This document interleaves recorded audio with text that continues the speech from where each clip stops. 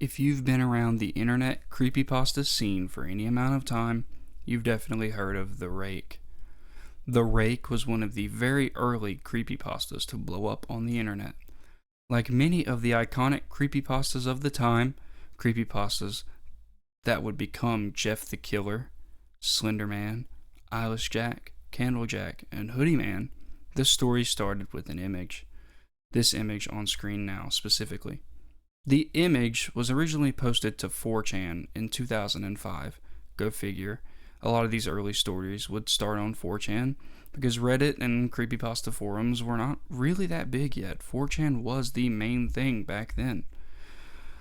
And from what I understand, someone photoshopped the image and posted it to the board. The picture was an immediate hit on the board, and soon the story would be written. The actual text story that would be attached to the image would be posted to a personal blog on the Something Awful forum by user Brian Somerville on July 20th of 2006. It was the first story in a series he was calling Horror Theater. Now, it isn't clear if Somerville copied the story from another website or wrote the story himself, but this is the earliest mention of the story we have on the internet. The story began to spread like wildfire, and eventually would end up with its own dedicated blog on Tumblr that became the central site for fan art, sightings, and more folklore surrounding the Rake. Now that we've gotten the origin of the Rake out of the way, you may be asking, what exactly is the Rake? Well, I'm glad you asked, hypothetical viewer. The Rake is a humanoid creature, often described as a naked man, or in one story, a giant hairless dog. Now, how you can see the creature in that picture and think it looks like a hairless dog is beyond me. But hey, I'm an expert at suspending disbelief. After all, I'm an Elder Scrolls fan. Seriously, Bethesda, if we don't get Elder Scrolls 6 soon, I'm gonna release the Rake into your office. Anyway, the Rake seems to only stalk people while they're sleeping, and it shows itself in the middle of the night. Now, with all that pre-reading stuff out of the way, let's read the story. During the summer of 2003, events in the northeastern United States involving a strange, human-like creature sparked brief local media interest before an apparent blackout was enacted. Little or no information was left intact, as most online and written accounts of the creature were mysteriously destroyed. Primarily focused in rural New York State and once found in Idaho. I'm sorry, I can't. Just once in Idaho? How does that work? Did it make a... Is this interdimensional Bigfoot? I'm gonna keep going. Self-proclaimed witnesses told stories of their encounters with a creature of unknown origin. Emotions ranged from extremely traumatic levels of fright and discomfort to an almost childlike sense of playfulness and curiosity. While their published versions are no longer on record, the memories remained powerful. Several of the involved parties began looking for answers that year. In early 2006, the collaboration had accumulated nearly 24 documents, dating between the 12th century and present day, spanning 4 continents. In almost all cases, the stories were identical. I've been in contact with a member of this group and was able to get some excerpts from their upcoming book. This is an excerpt from A Mariner's Log, 1691. He came to me in my sleep. From the foot of my bed, I felt a sensation. He took everything. We must return to England. We shall not come here again at the request of the Rake. This is another journal entry, translated from Spanish, from 1880. I have experienced the greatest terror. I have experienced the greatest terror. I have experienced the greatest terror. I see his eyes when I close mine. They are hollow, black. They saw me and pierced me. His wet hand, I will not sleep. His voice, oh God, his voice. And this excerpt was from a suicide note found in 1964. As I prepare to take my life, I feel it necessary to assuage any guilt or pain I have introduced through this act. It is not the fault of anyone other than him. For once I awoke and felt his presence, and once I awoke and saw his face. Once again I awoke and I heard his voice, and looked into his eyes. I cannot sleep without fear of what I might next awake to experience. I cannot ever wake. Goodbye. Found in the same wooden box were 2 empty envelopes, addressed to William and Rose, and one loose, personal letter with no envelope. Dearest Lenny, I have prayed for you. He spoke your name. This is an account from a witness in 2006. 3 years ago, I had just returned from a trip to Niagara Falls with my family for the 4th of July. We were all very exhausted after a long day of driving, so my husband and I put the kids straight to bed and called it a night. At about 4 a.m., I woke up thinking my husband had gotten up to use the restroom. I used the moment to steal back the sheets, only to wake him in the process. I apologized and told him I thought he was out of bed. When he turned to face me, he gasped and pulled his feet up from the edge of the bed so quickly, his knee almost knocked me out of bed. He then grabbed me and said nothing. After adjusting to the dark for a half second, I was able to see what had caused a strange reaction. At the foot of the bed, sitting and facing away from us, was what appeared to be a naked man, or a large hairless dog of some sort. Its body position was disturbing and unnatural, as if it had been hit by a car or something. For some reason, I was not instantly frightened by it, but more concerned as to its condition. At this point, I was somewhat under the assumption that we were supposed to help him.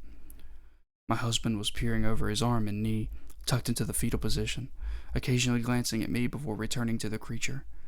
In a flurry of motion, it scrambled around the side of the bed, and then crawled quickly in a flailing sort of way right along the covers until it was less than a foot from my husband's face.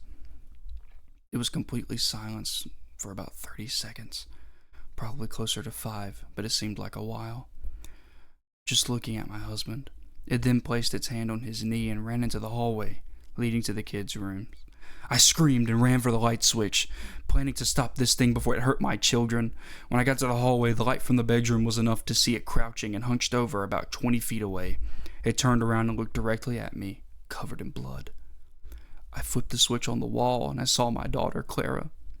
The creature ran down the stairs as my husband and I rushed to help our daughter. She's very badly injured and spoke only once more in her short life. She said, "He is the Rake."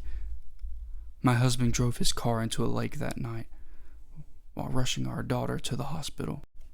They did not survive. Being a small town, news got around pretty quickly. The police were helpful at first, and the local newspaper took a lot of interest as well. However, the story was never published, and the local television news never followed up either. For several months, my son Justin and I stayed in a hotel near my parents' house. After we decided to return home, I began looking for answers myself. I eventually located a man in the next town over who had a similar story. We got in contact and talked about our experience. He knew of 2 other people in New York who had seen the creature we now referred to as the Rake. It took the 4 of us 2 solid years of hunting on the internet and writing letters to come up with a small collection of what we believed to be accounts of the Rake. None of them gave any details, history, or follow-up. One journal had an entry involving the creature in its first 3 pages, then never mentioned it again. A ship's log explained nothing of the encounter, saying only that they were told to leave by the Rake. That was the last entry in the log. There were, however, many instances where the creature's visit was one of a series of visits with the same person. Multiple people also mentioned being spoken to, my daughter included. This led us to wonder if the Rake had visited any of us before our last encounter. I set up a digital recorder near my bed and left it running all night, every night, for 2 weeks. I would tediously scan through the sounds of me rolling around in my bed each night. When I woke up, by the end of the 2nd week, I was quite used to the occasional sound of sleep while blurring through the recording at 8 times the normal speed. It still took almost an hour every day. On the first day of the 3rd week, I thought I heard something different. What I found was a shrill voice. It was the Rake. I can't listen to it long enough to even begin to transcribe it. I haven't let anyone listen to it yet. All I know is that I've heard it before, and I now believe that it spoke when it was sitting in front of my husband. I don't remember hearing anything at the time, but for some reason, the voice on the recorder immediately brings me back to that moment. The thoughts that must have gone through my daughter's head make me very upset. I have not seen the Rake since he ruined my life, but I now know that that he has been in my room while I slept. I know and fear that one night I'll wake up and see him staring at me. Simple, right? That's the thing with a lot of these old creepypastas. They're simple, almost no depth to them at all, and that's okay. Back in the early days of internet horror, most, if not all, well, not all, but a good portion of these stories had little to no depth. It was the same formula.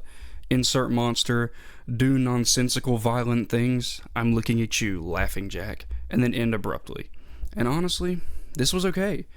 Internet horror was in its infancy back then.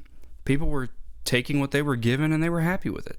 Communities like No Sleep and Creepypasta.com were not really huge yet, so internet horror was not nearly as big as it would become. I mean, Ted the Caver was originally posted on Angel Fire, a blog posting website, and this story was posted on the Something Awful forums. Also, if we're being honest, most of the creepypasta community back then were kids. Kids and teens are kind of easy to scare, and you don't require a huge amount of complexity or depth for the story to have the desired effect. Let me give you an example. My favorite internet horror story when I was younger was Slenderman.